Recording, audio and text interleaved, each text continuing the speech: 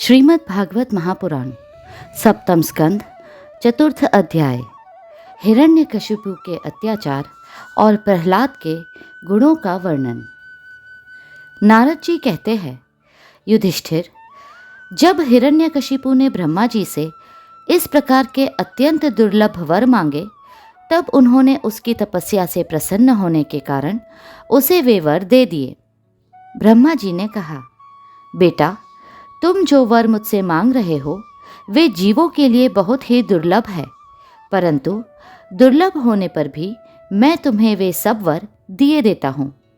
नारद जी कहते हैं, ब्रह्मा जी के वरदान कभी झूठे नहीं होते, वे समर्थ एवं भगवत रूप ही है।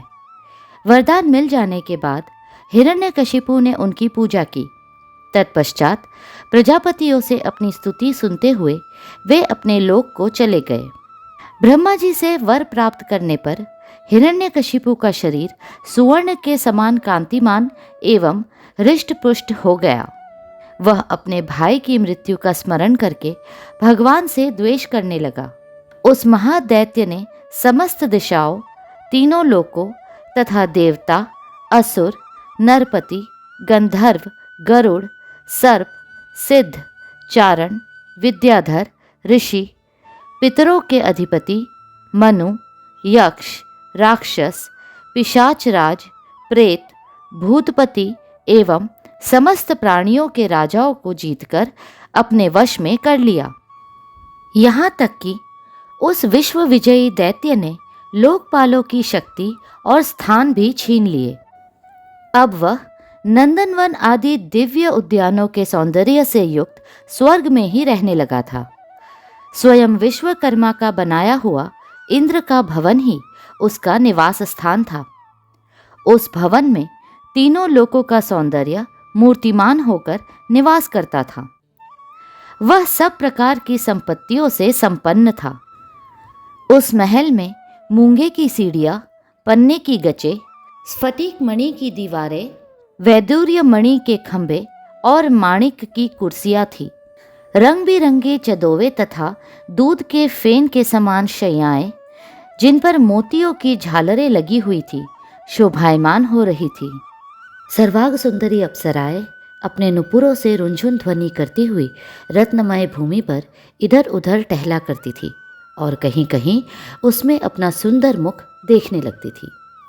उस महेंद्र के महल में महाबली और महामनस्वी हिरण्यकशिपु सब लोगों को जीतकर सबका एक छत्र सम्राट बनकर बड़ी स्वतंत्रता से विहार करने लगा।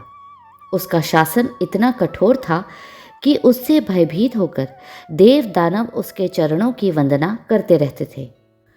युधिष्ठिर, वह उत्कट गंध वाली मदिरा पीकर मतवाला रहा करता था। उसकी आंखें लाल लाल और चढ़ी हुई रहती थी। उस समय तपस्या, योग, शारीरिक और मानसिक बल का वह भंडार था।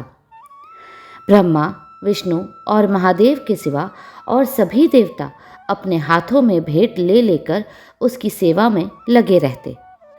जब वह अपने पुरुषार्थ से इंद्रासन पर बैठ गया, तब युधिष्ठिर, विश्वावसु, तुम्बरु तथा हम सभी लोग उसके सामने गान करते थे।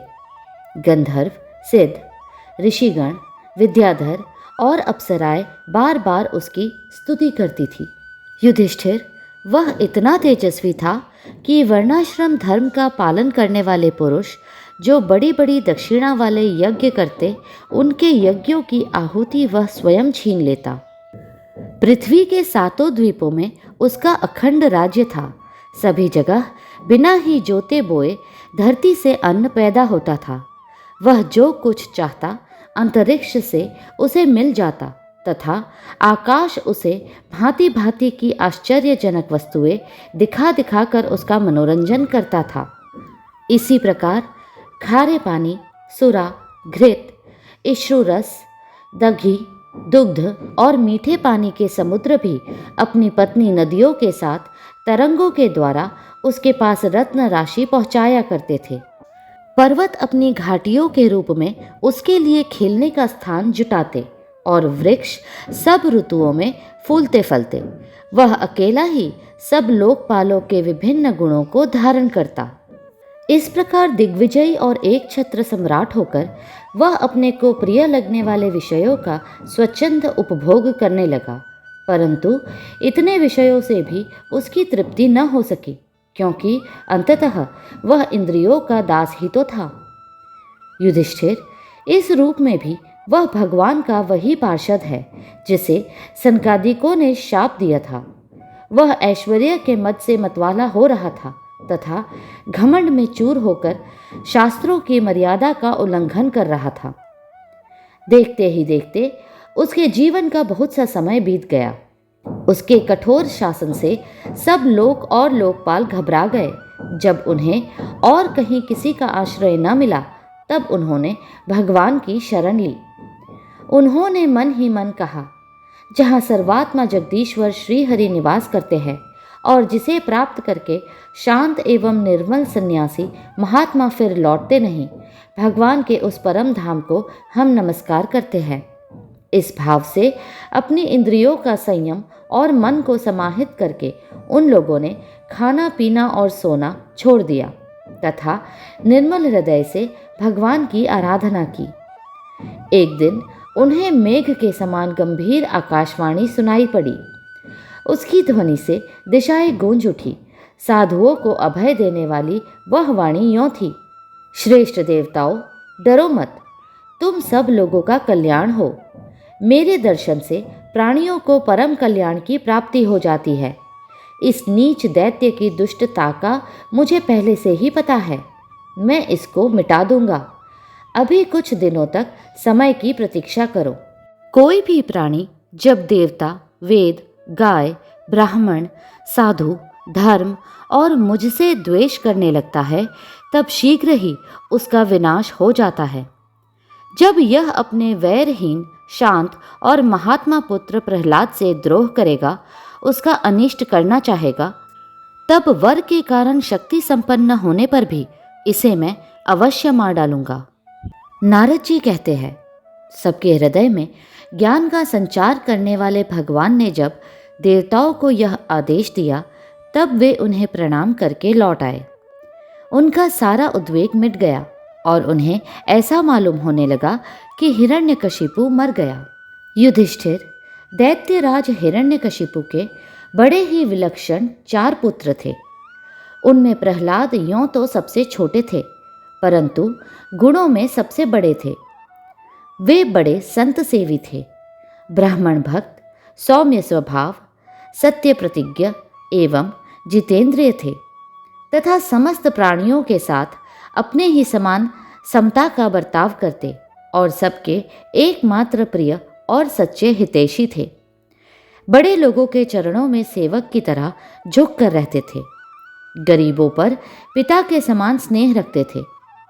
बराबरी वालों से भाई के समान प्रेम करते और गुरुजनों में भगवत भाव रखते थे। विद्या, धन, सौंदर्य और कुलीनता से संपन्न होने पर भी घमंड और हेकड़ी उन्हें छू तक नहीं गई थी। बड़े बड़े दुखों में भी वे तनिक भी घबराते न थे। लोक परलोक के विषयों को उन्होंने देखा सुना तो बहुत था, परंतु वे उन्हें निस्सार और असत्य समझते थे। इसलिए उनके मन में किसी भी वस्तु की लालसा न थी। इंद्रिय, प्राण, शरीर और मन उनके वश में थे। उनके चित्त में कभी किसी प्रकार की कामना नहीं उठती थी। जन्म से असुर होने पर भी उनमें आसुरी संपत्ति का लेश भी नहीं था। जैसे भगवान के गुण अनंत है, वैसे ही प्रहलाद के श्रेष्ठ गुणों की भी कोई सीमा नहीं है। महात्मा लोग सदा से उनका वर्णन करते और उन्हें अपनाते आए हैं, तथापि वे आज भी ज्यों के त्यों बने हुए हैं। युधिष्ठिर, यों तो देवता उनके शत्रु हैं, परंतु फिर भी भक्तों का चरित्र सुनने के लिए जब उन लोगों की सभा होती है, तब वे दूसरे भक्तों को प्रहलाद के समान कहकर उनका सम्मान करते हैं। फिर आप जैसे अजात शत्रु भागवत भक्त उनका आदर करेंगे, इसमें तो संदेह ही क्या है। उनकी महिमा का वर्णन करने के लिए अगणित गुणों के कहने सुनने की आवश्यकता नहीं। केवल एक ही गुण भगवान श्री कृष्ण के चरणों में स्वाभाविक जन्मजात प्रेम उनकी महिमा को प्रकट करने के लिए पर्याप्त है। युधिष्ठिर, प्रहलाद बचपन में ही खेल कूद छोड़कर भगवान के ध्यान में जड़वत तन्मय हो जाया करते। भगवान श्री कृष्ण के अनुग्रह रूप ग्रह ने उनके हृदय को इस प्रकार खींच लिया था कि उन्हें जगत की कुछ सुध बुध ही न रहती। उन्हें ऐसा जान पड़ता कि भगवान मुझे अपनी गोद में लेकर आलिंगन कर रहे हैं, इसलिए उन्हें सोते बैठते, खाते पीते, चलते फिरते और बातचीत करते समय भी इन बातों का ध्यान बिल्कुल न रहता। कभी कभी भगवान मुझे छोड़कर चले गए, इस भावना में उनका हृदय इतना डूब जाता कि वे जोर जोर से रोने लगते। कभी मन ही मन उन्हें अपने सामने पाकर आनंद उद्रेक से ठठाक कर हंसने लगते। कभी उनके ध्यान के मधुर आनंद का अनुभव करके जोर से गाने लगते। वे कभी उत्सुक हो बेसुरा चिल्ला पड़ते, कभी कभी लोक लज्जा का त्याग करके प्रेम में छककर नाचने भी लगते थे। कभी कभी उनकी लीला के चिंतन में इतने तल्लीन हो जाते कि उन्हें अपनी याद ही न रहती, उन्हीं का अनुकरण करने लगते। कभी भीतर ही भीतर भगवान का कोमल संस्पर्श अनुभव करके आनंद में मग्न हो जाते और चुपचाप शांत होकर बैठ रहते। उस समय उनका रोम रोम पुलकित हो उठता। अधखुले नेत्र अविचल प्रेम और आनंद के आंसुओं से भरे रहते। भगवान श्री कृष्ण के चरण कमलों की यह भक्ति अकिंचन भगवत प्रेमी महात्माओं के संग से ही प्राप्त होती है। इसके द्वारा वे स्वयं तो परमानंद में मग्न रहते ही थे, जिन विचारों का मन कुसंग के कारण अत्यंत दीनहीन हो रहा था, उन्हें भी बार बार शांति प्रदान करते थे। युधिष्ठिर, प्रहलाद भगवान के परम प्रेमी भक्त, परम भाग्यवान और ऊंची कोटि के महात्मा थे। हिरण्यकशिपु ऐसे साधु पुत्र को भी अपराधी बतलाकर उनका अनिष्ट करने की चेष्टा करने लगा। अगला अध्याय शीघ्र ही साझा होगा। कृपया करके लाइक, सब्सक्राइब और शेयर करें। हरे कृष्णा कृष्णा कृष्णा